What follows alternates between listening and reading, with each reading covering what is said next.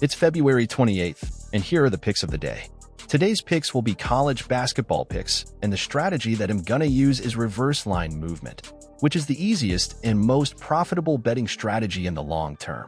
If you haven't heard of reverse line movement before, check out the description for a quick summary, but also, just keep watching because I'm gonna explain exactly how it works as I go. So let's take this first game for example, with Old Dominion going up against Appalachian State. You can see here that the game opened up at over-under 142.5 points. 20% of the public bettors chose the over, and 80% of the public bettors chose the under.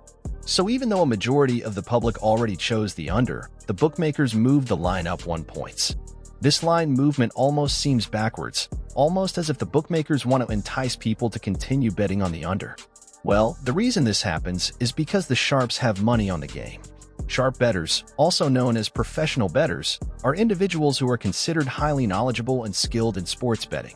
They bet larger amounts, they have a better win rate compared to the public, and the bookmakers know exactly who these individuals are.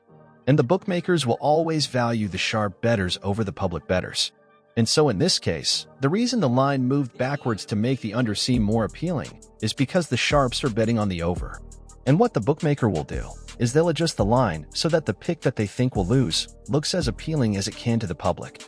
That's why this line was adjusted to make the under look so good. Bookmakers think that by swaying the public to the outcome that the sharps aren't betting on, and if the sharps are right, then the bookmakers only have to pay out a smaller percentage of the bettors. So in a way, it becomes a profit move on their part. But whenever you see an instance like this, it's always best to side with the sharps. And so for this game, I would go with the over. Now that you know how reverse line movement works, I'll go through the rest of today's picks. But before I do, make sure you hit the subscribe button as I'll be bringing you reverse line movement picks 4 to 5 times a week. For the next matchup between Furman and Western Carolina, the line opened up at 148.5 points, with the majority of the public betting on the over. So even though the over was the majority vote, the bookmakers adjusted the line to make the over look even more appealing by moving the line down from 148.5 to 147.5. So in this game, I would go with under. For the next matchup between DePaul and Xavier, the line opened up at 153.5 points, with the majority of the public betting on the under. So even though the under was the majority vote, the bookmakers adjusted the line to make the under look even more appealing by moving the line up from 153.5 to 156.5. So in this game, I would go with over.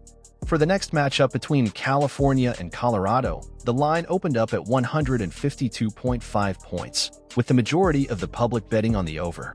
So even though the over was the majority vote, the bookmakers adjusted the line to make the over look even more appealing by moving the line down from 152.5 to 151.5. So in this game, I would go with under. For the next matchup between Alabama and Ole Miss, the line opened up at 167.5 points, with the majority of the public betting on the over. So even though the over was the majority vote, the bookmakers adjusted the line to make the over look even more appealing by moving the line down from 167.5 to 166.5. So in this game, I would go with under. And that'll do it for today's reverse line movement picks. As always, be sure to subscribe if you haven't already to stay up to date on my uploads, and I'll see you all in the next one. Peace.